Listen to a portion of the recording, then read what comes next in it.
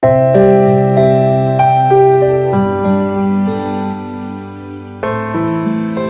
malam. Assalamualaikum warahmatullahi wabarakatuh. Salam warahmatullahi wabarakatuh. Kawan-kawan di seluruh tanah air, kita berjumpa lagi di Ngopi Rabu Malam, kali ini yang ke-129 dengan tema pengadilan teks atas cerpen karya Uyung Nuha sebagai terdakwa kali ini. Kemudian saya sebagai hakim dan Iis Taulida sebagai penuntut. Kita akan memulai dengan pertanyaan kepada saudara terdakwa. Cerpen Anda berjudul Hantu Sekolah. Bisa diceritakan apa yang dimaksud dengan judul Hantu Sekolah dan seluruh cerita yang tertulis di dalamnya? Baik. Hantu Sekolah dari judul. Ini bukan kisah horor, bukan cerita setan-setanan. Hantu yang dimaksud adalah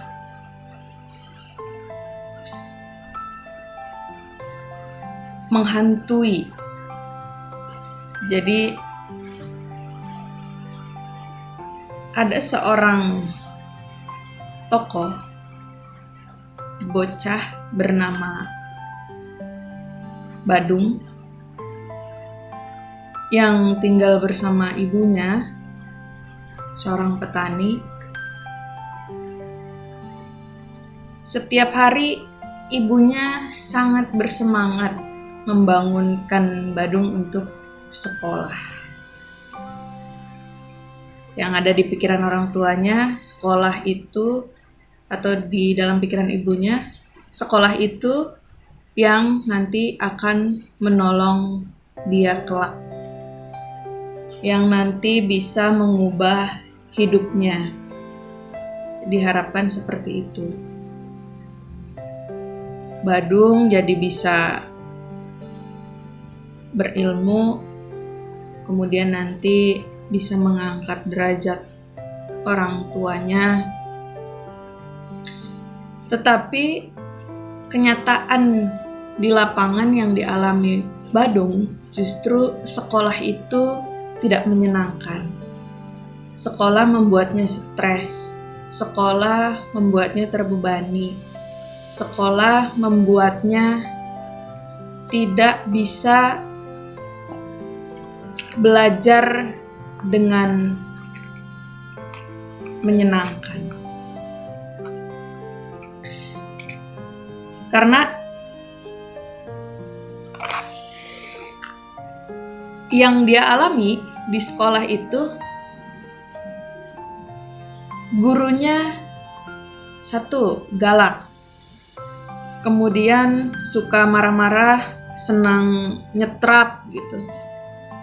Belajar juga ala kadarnya, kadang masuk ngomong-ngomong sebentar, keluar, gurunya nongkrong di kantin, ngerokok, balik lagi dengan keadaan yang ya marah-marah gitu. Jangan ribut. Kemudian di sekolah juga Badung ini merasakan ya sekolahnya kumuh. Dia juga kalau duduk di sebagaimana SD yang kita tahu gitu, satu meja itu bisa berlima, bisa berenam gitu kan. Nah, Badung itu sering tidak mendapatkan kursi, sehingga dia duduk di kolong meja sering untuk mencatat, untuk apa. Kemudian dia juga memiliki hobi senang bermain sepak bola, tetapi sekolahnya tidak mendukung. Jadi dia itu ketika datang ke sekolah hanya ingin hanya ingin bertemu dengan teman-temannya, kemudian bermain sepak bola. Belajar bagi dia tuh jadi tidak menyenangkan gitu, karena gurunya dalam menyampaikan pelajaran atau materi itu dianggap tidak bisa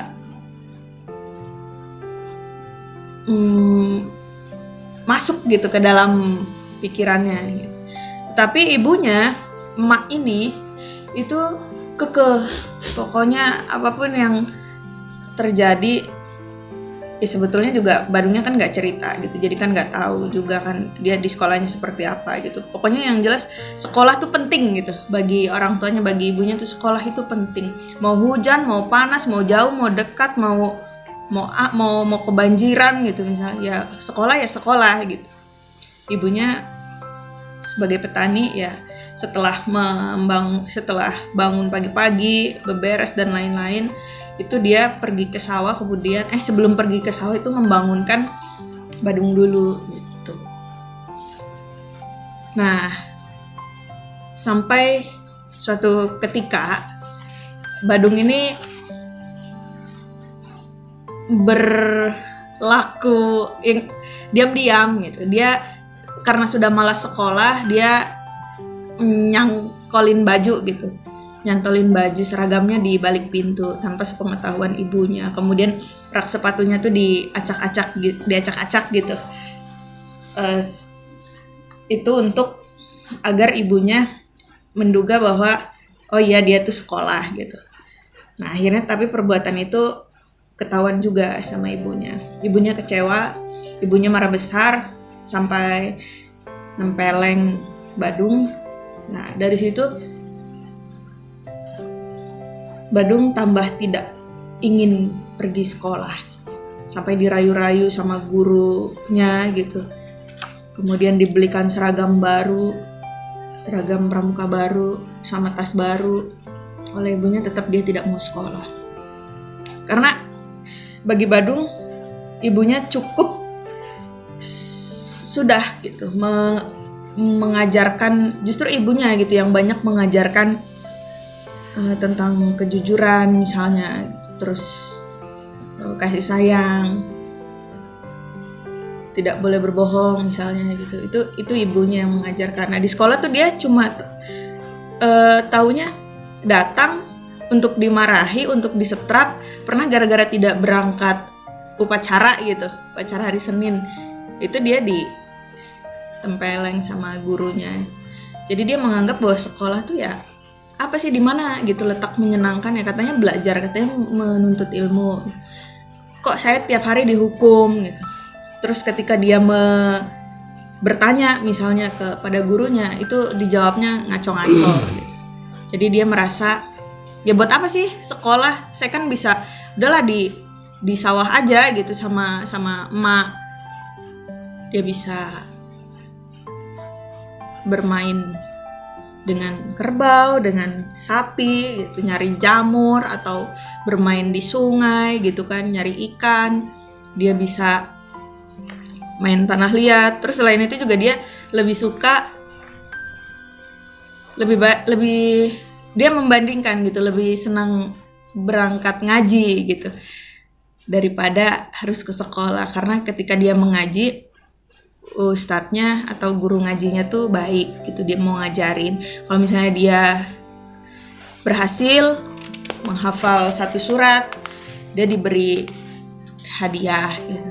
Kemudian dia juga bisa baca-baca buku di rumah guru ngajinya gitu dengan bebas. Nah, dari situ dia mulai, kenapa sih kok saya harus selalu bangun pagi untuk bawa-bawa tas berat gitu. Terus juga belum lagi misalnya melihat ibunya harus menanggung beban biaya sekolah yang mahal gitu kan, untuk bayar ini bayar itu, keperluan ini keperluan itu gitu. Jadi dia lebih baik ya udahlah gitu, buat apa sih sekolah gitu. Saya ingin mengajukan pertanyaan berikutnya. Apa analisis Anda terhadap teks yang Anda tulis?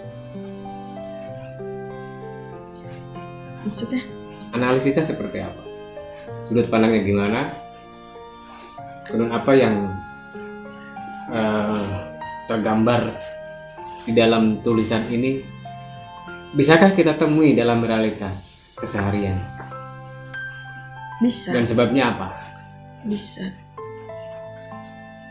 Ya, mulanya saya terilhami dari sistem pendidikan, ya sistem pendidikan yang belum bisa memadai lah gitu untuk Enggak, bukan sistem pendidikan, pelaku pendidikan pelaku. itu yang jadi akar. Persoalannya pelaku. Iya. Dalam konteks ini kan sekolah dan bagaimana manajemen sekolah mengelola sekolahnya itu, administrasinya, aturan mainnya, termasuk bagaimana membangun sebuah cara agar pendidikan di lembaga tersebut itu menyenangkan.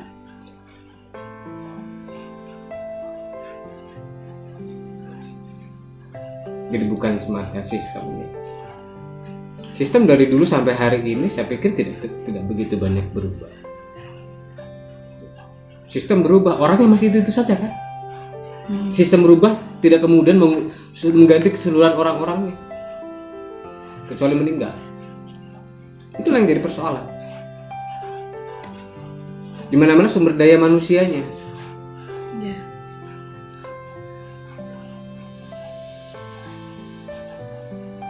Jadi apa yang bisa dibandingkan? Misalnya saya menjumpai ada beberapa lembaga sekolah yang menerapkan proses KBM dengan cara yang humanis, cara yang menyenangkan, karena mereka juga belajar tentang psikologi anak. Anak usia sekian sampai sekian harus diperlakukan seperti apa, dengan media permainan seperti apa, dengan cara belajar seperti apa. Cara belajar outdoor itu jarang dilakukan misalnya. Karena apa? Karena guru berpikir dari ruang guru masuk ke kelas, memberikan materi, kemudian keluar, selesai. Betul bahwa untuk sekolah dasar satu kelas dikelola oleh satu wali kelas. Itu repotnya. Kecuali guru agama dengan guru olahraga. Tambahannya itu. Hari ini di sini itu problemnya. Tidak ada guru pelajaran, adanya wali kelas. Untuk SD. Untuk SD. Padahal ini dasar. Saya lebih melihat bahwa sekolah dasar itu yang harus dibikin sebaik mungkin, senyaman mungkin, seasik mungkin, agar jenjang pendidikan berikutnya itu akan jauh lebih baik. Kebebasan berekspresi, kebebasan berpendapat.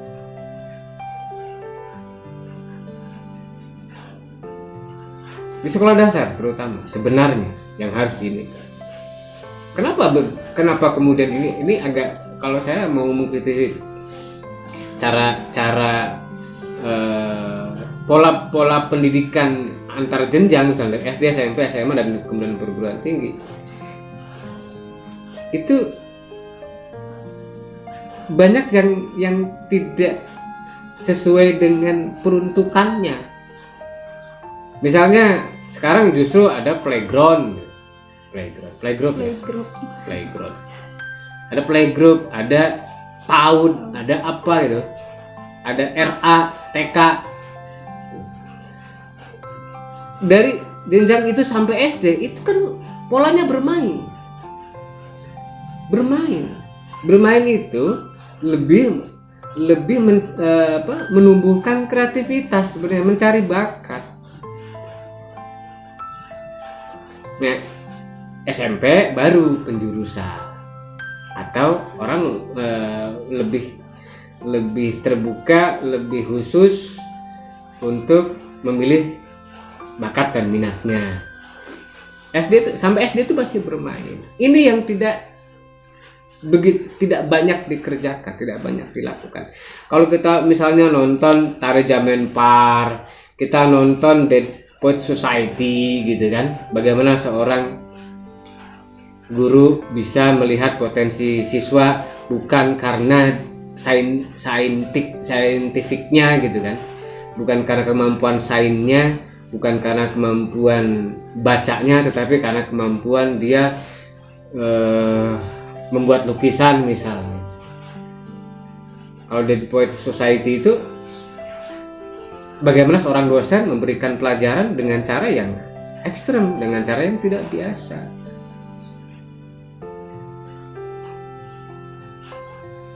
Nah, ini nggak lazim. Pernah disetrap? Iya, jadi iya saya sepakat dengan apa yang tadi dikatakan Pak Hakim.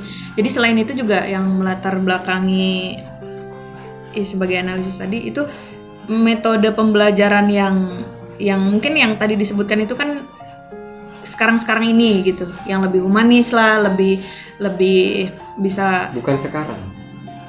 Tapi ini Dewantoro itu sudah menerapkan dengan kata taman di depannya. Taman siswa, taman madya, taman. Sekolah itu harus menyenangkan sebagaimana taman. Ya, ini ada unsur itu sebenarnya. Jadi humanisme itu sudah digagas sejak lama, tetapi kemudian kenapa tidak diterapkan? Ini persoalan politik, ini persoalan kebijakan pemerintah, gitu loh. Ini soal banyak hal yang tidak melulu karena memikirkan bagaimana kualitas tumbuh kembang anak, kualitas tumbuh kembang siswa. Ya. Itu. Iya itu. Jadi yang berlangsung ketika misalnya saya SD lah gitu ya, katakan zaman jangan itu saya SD katakan itu ketika saya SD iya, tak. Iya, ketika saya SD itu tuh ya disetrap tuh menjadi kegiatan rutin gitu, disetrap, kemudian ada penggaris kayu misalnya ya gitu, yang ribut anak-anak yang nakal apa tuh ya digetok pakai itu, kalau enggak ya pakai penghapus gitu, kalau enggak di kapur yang dicukil dilemparin gitu untuk anak-anak yang ribut gitu. Nah itu kan bukan mendidik gitu, itu kan kok gitu kok kasar gitu. Kalau menurut saya itu bukan itu pernyataan atau keluhan, bukan guru. Ini apa sih pendapat kayak itu pernyataan atau keluhan. Kalau keluhan ya itu memang kayak gini. Saya pahami. Dulu saya pernah mencari format pendidikan ideal gitu. Tapi itu bullshit, itu utopia, nggak ada format pendidikan yang ideal. Yang dimaksud ideal adalah kontekstual, sesuai dengan konteks tempatnya di mana, masyarakat didiknya itu seperti apa, termasuk orang tuanya. Nah, itu yang paling ideal gitu.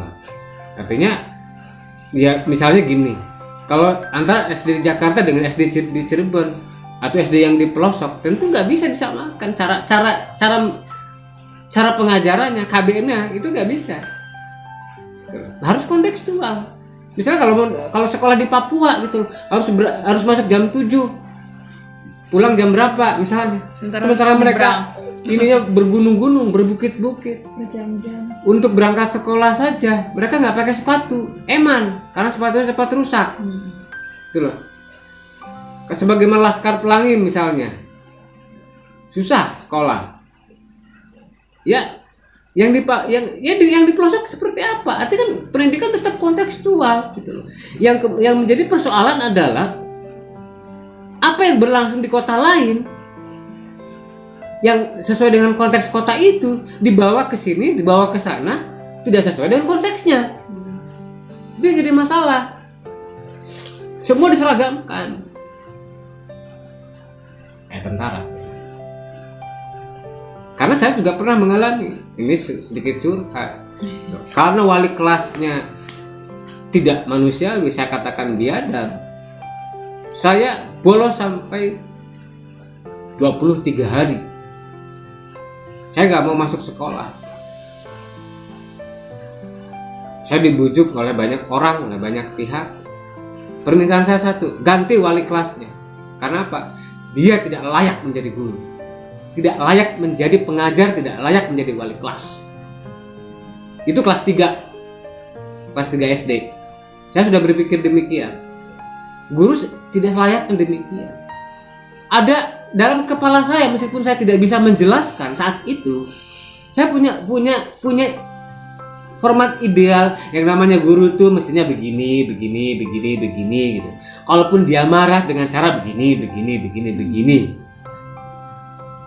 Tidak dengan begitu, karena setiap saya melakukan kesalahan, saya pikir betul gitu. Hukuman macam apa yang layak untuk saya? Seringnya hukuman itu tidak sebanding dengan kesalahannya.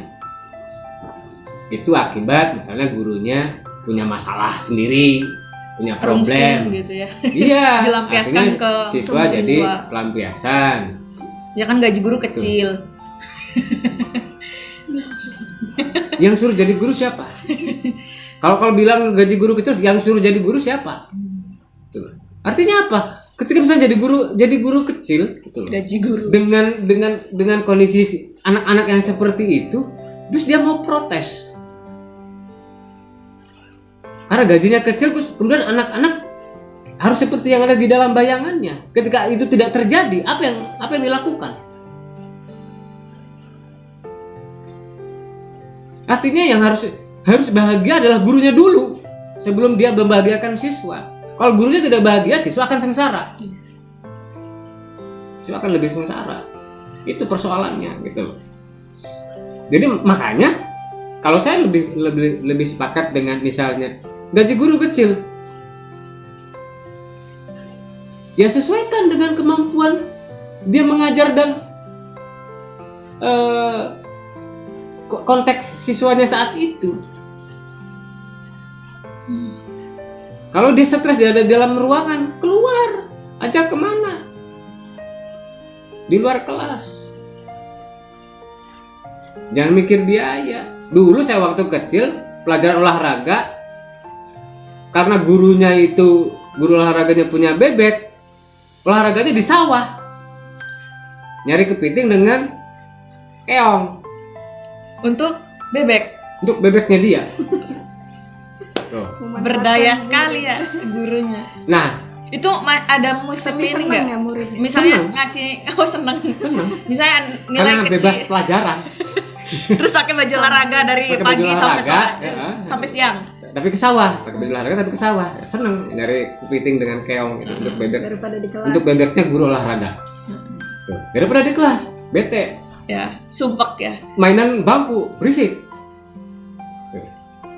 Iya. Nah, cara kayak gitu itu kan salah satu cara gitu. Entah mungkin ya ini ada pemanfaatan atau apa. Ya saat itu saya berpikir saya dimanfaatkan, tetapi ya sudah sajalah, saya juga menikmatinya gitu loh. Artinya di situ juga ada kompromi gitu loh. Nah kemudian ini persoalannya, misalnya Pak Tamrin ya, yang Pak Tamrin ya ini dari identifikasi tokohnya saja sudah tidak menyenangkan gitu loh. Dia malas mengajar, apalagi mendidik, kerjanya ngerokok di kantin dengan penjaga sekolah, rokok ngopi gitu kan. Kalau siswanya ribut dia marah, ya wajar siswanya berontak, wajar. Iya. Hari ini kalau ada guru kayak gitu, dia sudah dikeluarkan, sudah dipecat. Cuma ini karena di kampung. Nah karena di kampung merasa leluasa, merasa jadi raja. Lagi kalau misalnya nilainya kecil gitu kan, beliin rokok lah, beliin kopi lah gitu, kayak gitu-gitu tuh masih ada. Nah, ini kemudian balik lagi kepada kemampuan si guru gitu loh. Kemampuan. Kalau dia berpikir bahwa menjadi guru itu sebagaimana dulu gurunya mengajarkan, ya nggak bisa. Hari ini sudah berbeda. Anak-anak sudah semakin cerdas. Mereka sangat kritis. Media yang tidak bisa dijangkau, akses informasi yang tidak bisa dijangkau oleh guru sudah didapatkan oleh anak-anak hari ini. Iya, betul. Enggak, gurunya jadi terlihat jadul sekali. Iya, gitu. Tidak mengerti. Ya, tidak mengikuti akselerasi. Adapun misalnya guru-guru mengikuti akselerasi, ya TikTokan doang sama snack video. Itu guru-gurunya jadi kayak bocah. Nah, gitu. Tuh, jadi kayak milenial. Ini begitu. Jadi milenial tuh bukan usia ya, watak. Milenial itu dua hal. Satu periodisasi usia mulai tahun 80-an. Kedua watak. Karena itu bisa menimpa orang yang sudah tua sekalipun. 50 tahun ke atas sekalipun, gitu loh. Iya, begitu. Jadi ini si Badung lebih memilih bergaul dengan sapi. Iya. Di sawah dan bergaul dengan sapi. Ngangon, mending ngangon. Ya apa aja lah, dia pokoknya mending ke sawah gitu, bantuin emaknya gitu. Tapi ini sebenarnya Badung tuh rajin kan? Pas yang ngaji ketika Rajin, dia suka rajin. gitu sama gurunya, dia suka Rajin, baca kan dia buku. juga kan suka sepak bola gitu kan, dia punya Nah, hobi itu. kenapa? Ini kan karena dia nggak cerita ke ibunya mengenai wali Kelasnya. kelasnya itu. Nah, kenapa ibunya malah minta ke wali kelas 1 buat ngebujuk dia? Karena dekat Karena tetangga. rumah, kayak gitu. Kalau Itu orang biasa di kalau di kampung, kampung biasa kan. di kampung begitu kan. Si guru ini meskipun Tapi persoalannya ini si Pak Guru Tamrinnya itu kan nggak ngerti bakat anak, gitu. Nggak ngerti Iya, bakat guru- siswa. guru Kalau anak mendukung. suka bermain sepak bola, tetapi karena lapangannya, misalnya lapangan sekolahnya sempit atau mengganggu jam pelajaran, tinggal dikasih motivasi untuk dia berlatih juggling misalnya. Tahu juggling? Tahu. Iya kan? Kalau basket itu dribble, Dribble. kalau ini juggling gitu. Itu udah akan lebih membuat siswa seorang anak tuh menjadi percaya diri. Anak-anak percaya diri itu karena prestasinya, karena kemampuannya. Ya, ini kan gurunya ada yang segle. Gitu. Dan ada guru kayak gini ada. Gurunya segle. gurunya Gurunya males gitu kan. Gurunya males artinya gini, kalau kemudian apakah ini, pertanyaan saya adalah apakah ini menjadi cermin mayoritas guru-guru sekolah dasar misalnya, Betul, saya juga bertanya demikian. Karena terutama di kampung mungkin ya, tidak seluruhnya, betul, tidak seluruhnya, tapi saya pernah mengalami kekerasan di dalam sekolah yang itu dilakukan oleh guru. iya, saya juga sering Itu apa namanya, persekusi ya, bully. Kalau bully ya persekusi yang kalau dengan teman-temannya saya pikir ada relasi yang cukup dekat ya, ada sebab akibat yang sangat dekat. penganiayaan. Kalau persekusinya oleh guru misalnya, Eh, ini masalah menurut saya. ada anggapan juga ketika misalnya dengan kekerasan itu baru mau nurut gitu kan, zaman dulu tuh gitu, baru mau Anggapannya. diem gitu. Tapi itu menurut saya tidak relevan. Dan kalau dalam sebuah camp atau pendidikan khusus itu nggak apa-apa, semacam pendidikan militer itu sangat mungkin, karena pas seragam seluruhnya demikian, tidak ada yang pulang kan kalau di dalam sekolah pendidikan seperti itu. Kalau di sekolah dasar SMP yang bukan boarding school ya, agak susah menerapkannya. Kenapa? Tidak ada intensitas di situ. Karena pertemuan cuma dari jam 7 sampai jam 1 atau jam 2 selesai. Kalau boarding school itu kan 24 jam. Makanya sekarang banyak berdiri boarding school. Agar apa? Ya lebih menjaga ritme, lebih bisa mengkondisikan dan memberikan pengawasan secara komprehensif. Segitu sudah boarding school saja tetap tidak bisa menghindarkan diri dari anak-anak nakal. Iya. Nah, nakalnya kenapa? Bawaan dari rumah, karena orang tuanya tuh. Jadi orang tuanya membuang ke situ agar benar, Maksudnya ya. agar jadi benar anaknya itu. Tetapi balik lagi ke rumah, ya begitu lagi. Pasti akan begitu. Karena apa? Dari rumahnya. Anak itu membawa beban dari rumah, gitu kan. Misalnya situasi di rumahnya kacau, orang tuanya sering bertengkar, kemudian dari sekolah kan jauh, dia mendapat pendidikan yang berbeda, mendapat kasih sayang yang berbeda. Ketika dia balik ke rumah, dia nggak betah. Mondok lagi nggak mungkin misalnya, atau sekolah jauh lagi nggak bisa. Akhirnya, ya banyak hal akhirnya. Banyak faktor ya. Maka kembalikan pendidikan paling penting, pendidikan yang paling mendasar adalah di rumah. Nah iya, ini juga kan Adalah emaknya ngajarin keluarga. gitu, ibunya ngajarin. Saya tidak percaya ada dalam sebuah lembaga pendidikan di luar lingkup rumah yang jauh lebih baik. Maksud saya begini, bukan berarti di rumah lebih baik. Di rumahlah yang harus lebih baik daripada pendidikan-pendidikan dimanapun. Artinya apa? Kualitas ibu dan bapaknya yang menjadi pertaruhan. Jangan melempar anak, membuang anak ke sekolah favorit agar bisa pinter.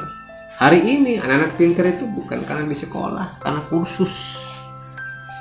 Keterampilan Ada ya. tambahan. Kursus, bimbel. Bimbel. Jadi umur saya bohong kalau ada sekolah yang gurunya luar biasa gitu. Saya nggak percaya. Karena apa? Ya di kota ini aja yang pinter-pinter karena kursus kok, bukan karena gurunya pinter. Enggak. Iya. Boleh dicek lah, silakan. Kalau ada yang komplain silakan. Tidak sesuai dengan ini juga ya, sering ya ngajar gitu apa gitu, ngajarnya apa tidak sesuai dengan kompetensinya. Iya begitu. Jadi Pendidikan terbaik dari rumah. pendidikan terbaik itu harus berawal dari rumah. Jika rumahnya tidak baik, nah ini masalah. Untuk komunikasi aja misalnya, anak itu kan semakin Bukan untuk komunikasi saja. Gini loh, anak itu bergantung orang tuanya mau dijadikan Nasrani, Majusi, Yahudi, ya sudah ada ayatnya itu. Itu orang tuanya yang membuat. Artinya apa? Itu sudah sampai kepada prinsip, sampai pada keyakinan. Orang tuanya yang mengarahkan, yang membuat itu. Kalau orang tua tidak memiliki konsep, tidak memiliki gambaran, tidak memiliki pengalaman tentang itu, ya repot. Mereka akan berpikir bahwa sekolahlah yang bisa menggantikan tugas mereka, padahal itu keliru besar. Salah besar itu. Atau mereka juga sudah membayar Sekolah itu tidak bisa menggantikan pendidikan dasar, pendidikan utama yang berada di lingkungan keluarga. Karena sekolah itu kalau bagi saya itu sekadar melakukan sosialisasi, berkomunikasi, mencari teman, agar tidak kuper, agar punya pergaulan, agar punya rasa percaya diri. Karena punya teman. Kalau di rumah kan tengok-tengok sendirian atau berdua saja dengan kakak adiknya. Dulu pernah ada juga homeschooling misalnya. Iya. Itu karena apa? Karena sibuk. Ada juga yang memang karena malas berangkat sekolah, memanggil guru ke rumah, gitu. Nah, polanya hari ini itu sudah mengarah ke sana. Meskipun ruangnya di sekolah, dengan cara apa? Di SD sudah ada satu pelajaran satu guru. Tuh. Jadi bisa lebih terawasi. Atau satu mata pelajaran 2 atau 3 guru. Itu bisa lebih bervariasi. Artinya lebih apa ya, lebih fokus, lebih backupnya lebih baik gitu. Iya. Tapi juga berbanding lurus Dengan biayanya. itu masalahnya. Nah makanya saya bilang sekolah itu boleh, belajar itu yang wajib. Sekolah wajib enggak? Boleh. Mubah ya. Mubah, hukumnya mubah. Kalau belajar wajib. Tapi bagaimana dengan wajib belajar 9 tahun? Kebalik. Padahal harusnya hak ya itu ya. Hak belajar 12 tahun. Kan wajib. Hak belajar. Karena belajar itu wajib. Tapi yang dimaksud dengan hak belajar adalah sesuatu yang diberikan oleh pemerintah kepada warganya. masyarakatnya. Masyarakat. Itu hak. Ya, makanya namanya wajib tuh. Jadi harus bayar iuran. Wajib belajar, wajib bayar. Wajib jadinya. bayar, bukan. Pinter membolak-balik kata-kata itu. Itu hak belajar 12 tahun yang dijamin oleh pemerintah. Gitu. Kalau belajar itu kewajiban individu. Iya, sampai mati. Tapi hak belajar adalah jaminan dari pemerintah. Wajib sih tugas pribadi. Belajar itu sampai mati pun tetap harus belajar.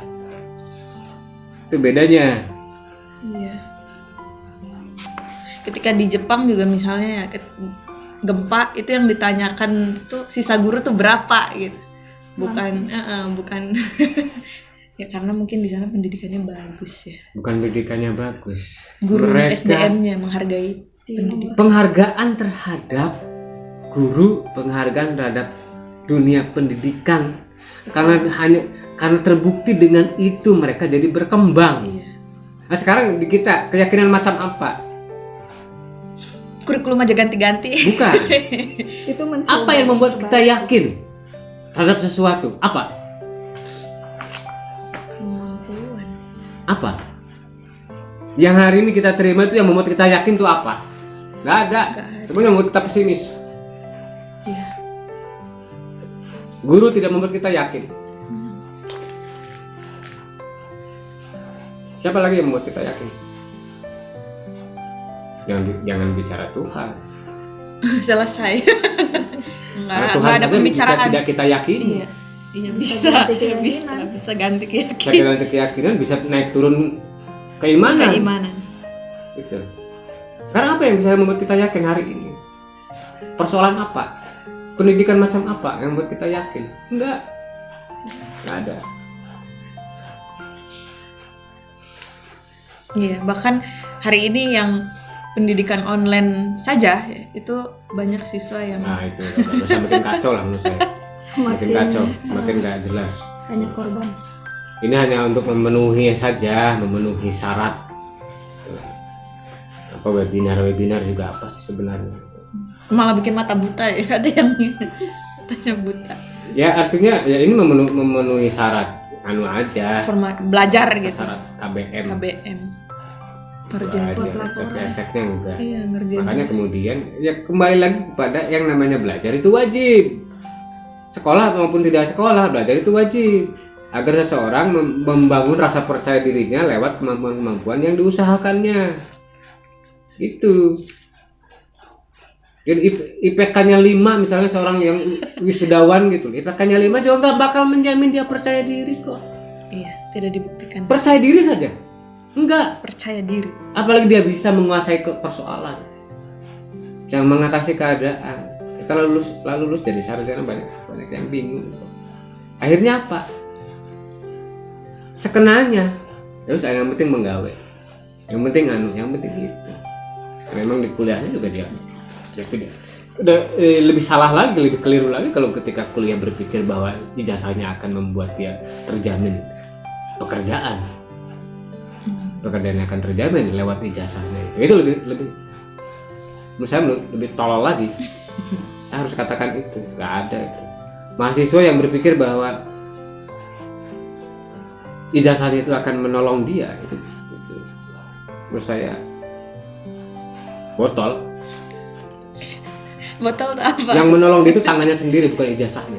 Iya, betul. Karena ijazah bisa disobek-sobek, bisa dibakar, Bisa dibeli juga tanpa harus bisa kuliah. beli juga. Tanpa harus kuliah. Kemampuan dirinya, kemampuan Indonesia. tangannya sendiri.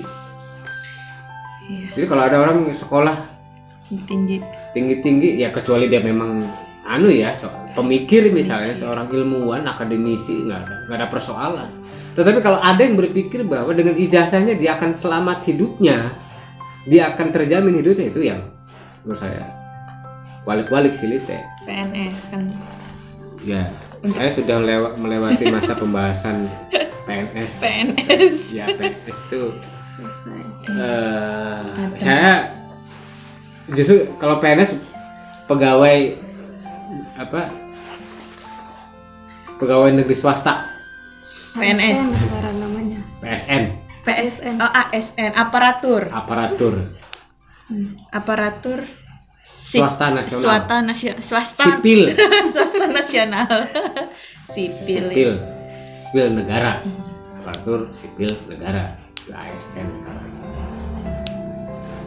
Dia semua orang jadi PNS atau ASN misalnya. Terus yang lain menjadi apa?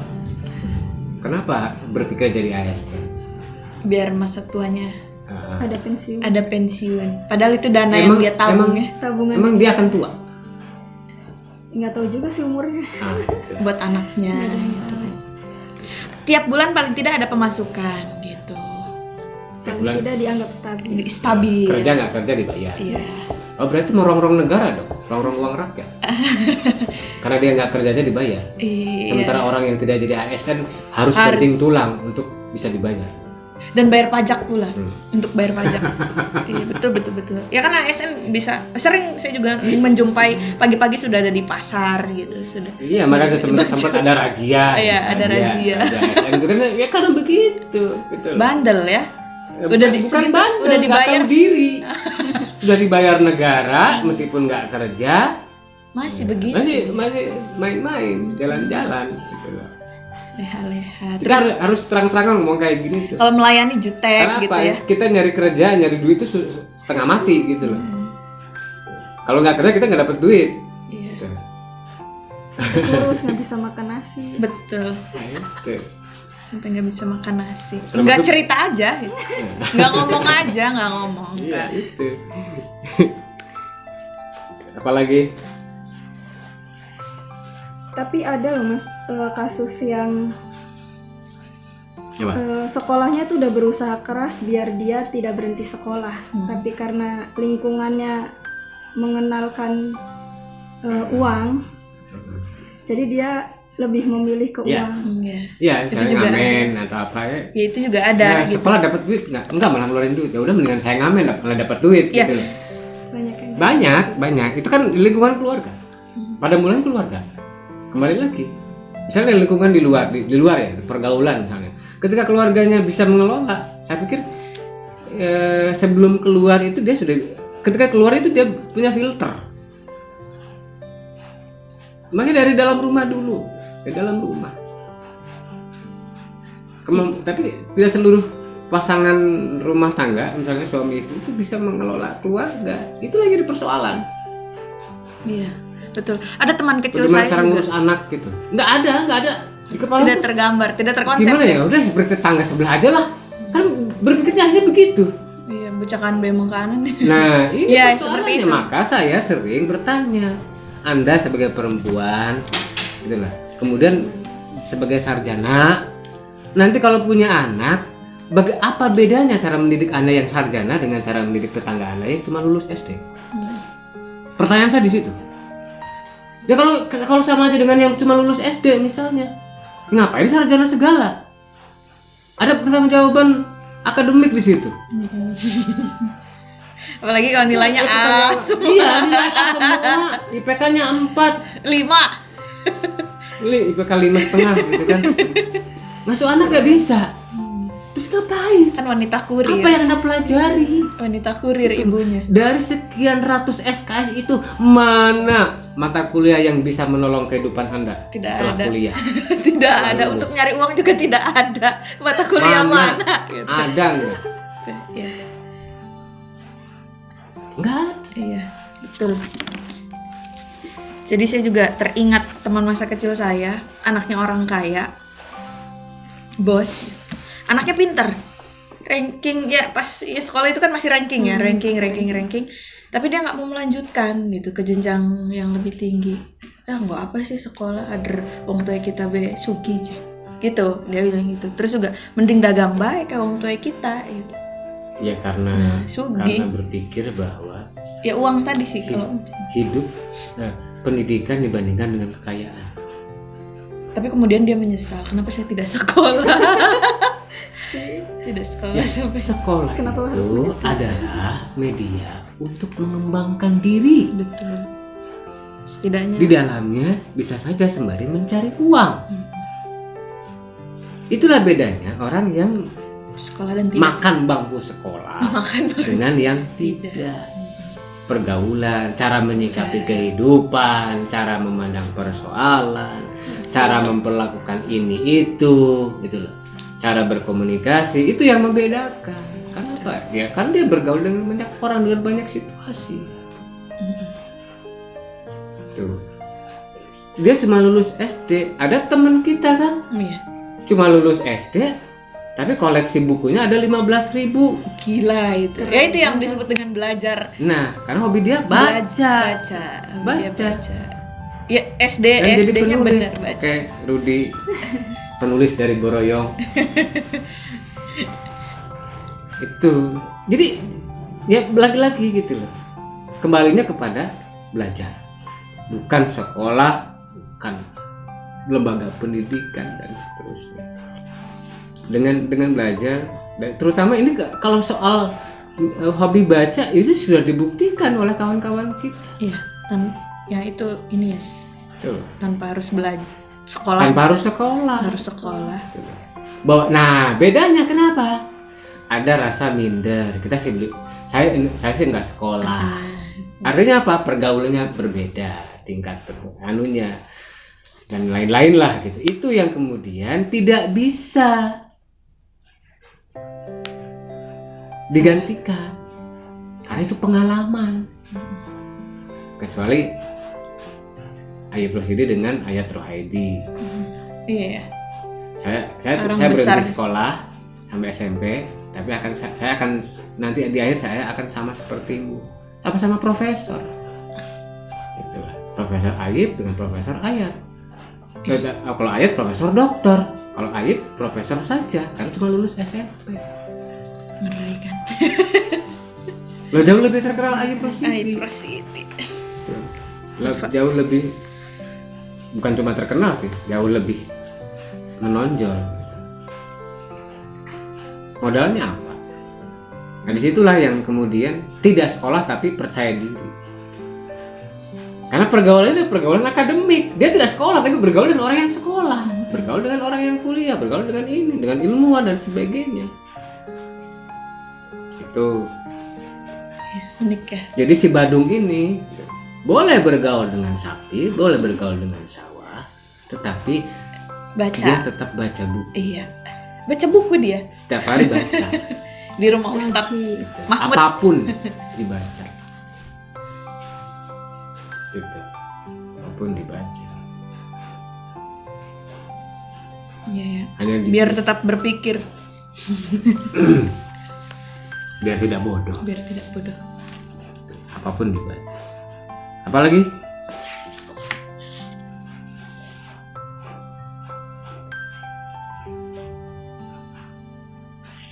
Ya ini semacam curhat seorang siswa ya.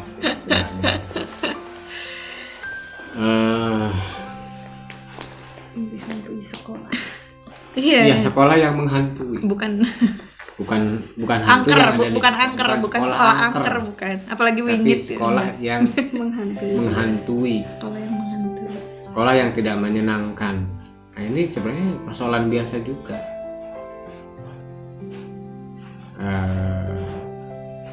Maka banyak sekolah yang berusaha untuk membuat siswanya senang. Kayaknya itu banyak dijumpai di swasta deh, bukan di negeri ya. Ya Ya. kan berbanding dengan modalnya. Iya. Lagi-lagi itu. Modal. Maka ya kalau orang miskin tuh dilarang sekolah. Sekolah. Orang miskin Dilarang dilarang sakit. sakit. Nah itu. Jadi kalau orang miskin kalau orang miskin tidak bisa sekolah, caranya adalah baca. Karena apa? Daripada dia daripada memaksakan diri tidak mampu bayar uang sekolah, lebih baik baca. Bahasanya gimana? Ya buku-buku bekas juga banyak, perpustakaan ada. Supaya tidak jadi sapi perah. Itu dibodohi itu. Bodoh dan dibodohi. Ya saya merasa secara pribadi apa yang saya dapatkan dari sekolah adalah pergaulan, pengalaman. Kalau apa yang berkait dengan pelajaran, apa yang terkait dengan mata kuliah misalnya, lupa semua. Pengalaman yang tidak bisa digantikan, tidak bisa diwakilkan. Maka kemudian ketika seseorang melihat orang lain kemudian menyamakan dengan dirinya, ini masalah besar.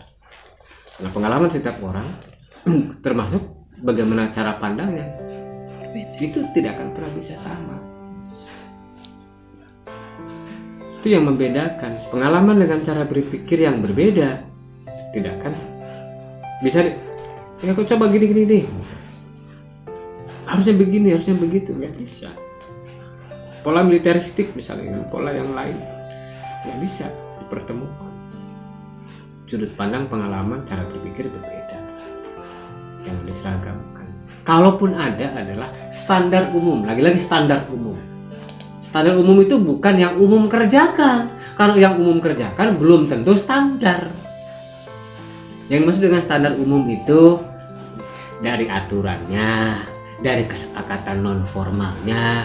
Selayaknya orang lewat gang, motornya dipelanin atau dimatikan, dituntun, bukan digeber-geber. Itu standar umumnya apa? Mengganggu pendengaran kalau di gang sempit motor dinyalakan.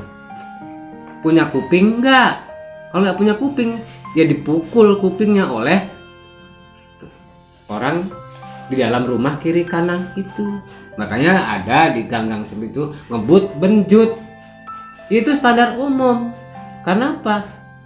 Orang yang punya telinga, yang punya rasa toleransi tentu akan berpikir, kalau saya lewat sini dengan keadaan dengan suara yang berisik akan mengganggu kiri kanan. Itu namanya punya otak. Kalau yang nggak punya otak, knalpot dibolongin, digeber-geber, itu nggak punya otak. Atau karena dia budeg. Makanya polisi kalau nilang knalpot Racing ya ini kan ke telinganya gitu, biar kamu tahu bahwa orang lain tuh kalau dengar suara knalpotmu tuh seperti apa. Tuh, ekspresi ya sana di hutan, sana di laut, bersaingnya dengan ombak. Jangan merusak telinga orang lain. Polusi suara. Tuh. Bukan cuma polusi, mengganggu ketentraman, mengganggu ketertiban. Nah itu yang maksud standar umum ya. Standar umum itu bukan yang umum standar, yang umum lakukan. Karena umum lakukan belum tentu benar, belum tentu standar. Standar umum adalah sebagaimana kesepakatan yang kontekstual di sebuah masyarakat dalam satu wilayah tertentu. Misalnya orang Batak ya biasanya teriak-teriak, itu kesepakatannya demikian. Orang Jawa, suaranya pelan. Kalau ada orang yang ngobrol dengan orang Jawa teriak-teriak, dianggap tidak sopan karena tidak menghargai konteks kebahasaan, konteks etik yang ada di wilayah itu. Itu yang dimaksud dengan standar umum. Umumnya ada di mana? Ya umumnya di Jawa, umumnya di Batak, umumnya di Kalimantan, umumnya di dan seterusnya. Di mana bumi dipijak, di situ langit dijunjung. Tapi sekarang banyak yang membalik. Di mana di bumi dipijak, di situ aku berdiri. Ah ini sudah arogan.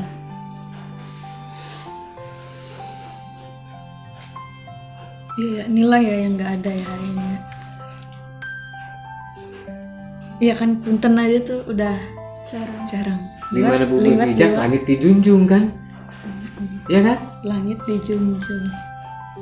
Iya, itu menghargai tempat di mana dia berada. Ini sih, ini kalau yang banyak memplesetkan. Di mana bumi dipijak, di situ aku berdiri. Berdiri kan dejak. Arogannya muncul. Bukan kemudian sama-sama menjaga, tapi dia sudah memasukkan naluri kuasa. Ada lagi? Saya pikir ini perlu di ini deh. Ada. Celtic. Jadi perbandingannya itu karena persoalan misalnya si Badung lebih suka mengaji, nilai plusnya tidak hanya dia kasih hadiah kalau dia bisa menyelesaikan hafalan ya, tapi misalnya si Ustadz siapa namanya Mahmud. Ustadz Mahmudnya itu juga sekaligus dia menguasai pelajaran di sekolahnya Badung. Ada nilai plus gitu loh. Tidak hanya ngajar ngaji, tetapi juga memberikan pelajaran sebagaimana guru di sekolahnya Badung. Itu yang jauh lebih penting. Tidak sekadar memberi hadiah gitu loh. Kesannya manja jadinya. Kesannya memanjakan. Hadiahnya buku bacaan. Iya, misalnya kalaupun ada permen gitu loh. Ada yang buku bacaan, tapi di situ kan ada evaluasi juga. Tapi dibaca atau tidaknya itu kan jadi penting. Karena muridnya Ustadz Mahmud itu tidak cuma Badung, banyak. Dia artinya ada konsep tertentu. Misalnya Ustadz Mahmud itu menjadi alternatif bagi anak-anak yang malas sekolah, yang nggak mau sekolah, bukan malas, yang nggak mau sekolah. PLS jadinya, pejabat luar sekolah. Tuh. Artinya Tamrin yang jadi antagonisnya itu dia tidak bisa memosisikan diri sebagaimana guru yang dibayangkan oleh kebanyakan siswa. Bukan guru ideal lah. Ya, bukan guru ideal, guru yang dibayangkan oleh kebanyakan siswa. Kalau ideal nggak ada, yang dibayangkan aja ya, pengennya begini, tapi tidak ideal. Nggak ada kok, nggak ada siswa dimanapun yang membayangkan, berpikir atau menginginkan guru itu sebagaimana tukang sulap, nggak ada. Mereka juga tetap punya kompromi, ada pemakluman. Wajar bu gurunya lagi capek, wajar gurunya ini ya ada di situ. Jangan dikira siswa sekolah dasar itu nggak mikir. Mereka jauh lebih detail loh, lebih cermat melihat orang. Iya, anak kecil tuh ya. Iya, anak kecil dan langsung polos, spontan. Kalau misalnya dia punya pikiran atau punya unek-unek gitu, kok ada siswa gitu, Pak, itu jenggot asli apa jenggot editan? Ke gurunya kan begitu. Jenggot asli apa jenggot editan? Bu gurunya judes. Jutek Cantik sih. Cantik tapi jutek. Iya gitu tuh ya. Iya betul. Ya itu kan spontan kayak gitu itu. Anak-anak lebih detail melihat persoalan. Nah makanya kemudian saya kembali ke awal, pendidikan yang paling penting itu di sekolah dasar. Kalau pra sekolah dasar itu dia berada di rumah. Sekolah dasar juga tetap lebih banyak kan harus di rumah karena ada komunikasi aktif gitu loh. Tapi sekaligus ada pemisahan. Kalau peristiwa yang berlangsung di sekolah biarkan guru-guru yang menyelesaikan. Saya dulu pernah anak saya berantem gitu loh. Ya saya biarkan. Biar sekolah yang mengatasi. Tapi ketika orang tuanya ikut campur ya wis lawan dengan saya gitu loh. Orang tua dengan orang tua lagi mau apa? Ini kejadiannya di sekolah ya biarkan guru-guru. Biarkan pihak sekolah yang menyelesaikan. Orang tua jangan ikut campur. Ada yang sampai nyari nama saya, pengennya apa gitu loh. Dikiranya mau takut gitu. Ya biarkan anak berantem di sekolah kan wajar. Gitu. Apapun persoalannya jadi wajar. Gitu. Maksudnya ada guru BP. biarkan sekolah yang menyelesaikan. Orang tua tinggal menerima laporan atau nanti gampang diobrolin setelah di rumah. Sudah mau saya samperin orangnya, gurunya melerai. Agak gini bang orangnya. Oh, udah. Bang ya? Sama edannya. Bang ya, kan iya, Pak ya. Bang. Anggotan. Iya. Dia dulu udah panggil bang. orangnya agak kurang separuh, ya udah, ngapain saya ngeladen orang gila. Tuh. Ya tetap ada kontrol gitu loh. Artinya pihak orang tua tidak sepenuhnya menyerahkan kepada sekolah. Mau sekolah berapa jam sih, dan apa sih yang mereka terima? Lebih parah lagi, udah nyampe rumah, giliran anak istirahat, leha-leha, main, disuruh belajar. Nah ini lebih parah. Belajar, main, suruh istirahat.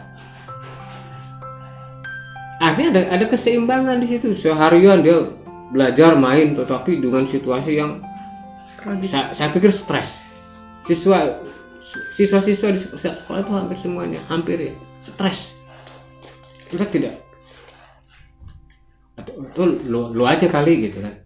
Gue aja kali mungkin. Tapi dengan situasi yang setiap hari begitu terus, itu pasti stres. Situasi yang rutin itu bikin stres. Di rumah dibikin stres lagi, karena PR. Iya kan, hampir semuanya tugas. Kenapa tidak disuruh baca? Kok malah garap PR? Iya baca. Saya nggak tahu. Paginya dia. Makanya saya tidak berminat jadi guru tuh di situ. Yang sarjana pecinta dangdut. SPD. Pak, dosanya terlalu besar. Oh iya. Setiap hari bikin dosa terus kok. Itu dosa ini nyakitin anak orang. Makanya sering banyak didoain juga itu. Iya. Disumpah. Oh, saya pernah nyumpahin guru. Serius. Pernah nyumpahin guru. Ya, karena saya punya ukuran. Kalau guru mau menghukum saya karena sebab apa hukumannya yang setara adalah ini. Ya, bukan tiba-tiba guru tidak. Cari mati nih orang. Iya. Karena guru yang disumpahin oleh siswanya itu pasti guru yang tidak menyenangkan. Iya ya. Guru yang menyenangkan itu tidak akan pernah disumpahin oleh siswanya. Nggak ada itu. Guru yang menyenangkan disumpahin siswanya itu nggak ada. Guru yang menyenangkan disumpahin oleh guru yang lainnya. Karena iri. Karena iri dengki. Karena iri dengki. Bukan oleh siswanya. Cek ke lapangan. Silakan. Guru yang bener gitu ya. Guru yang menyenangkan itu dicintai siswa, tapi dibenci oleh guru lainnya. Bukannya evaluasi ya, gimana enggak. gitu. Karena guru lainnya nggak mampu. Gitu ya. Sirik tak mampu itu demikian. Iya, sirik betul. Nggak ada. Peribahasanya tuh. Iya, disumpahi oleh guru yang lainnya. Kalau oleh siswanya dicintai, oleh guru lainnya disumpahi. Nah itulah Pak Guru. Yalah. Oke ya, saya pikir cukup itu. Ini harus banyak diperbaiki lagi. Putusannya? Harus direvisi. Ini harus ada sanksi, harus ada hukuman.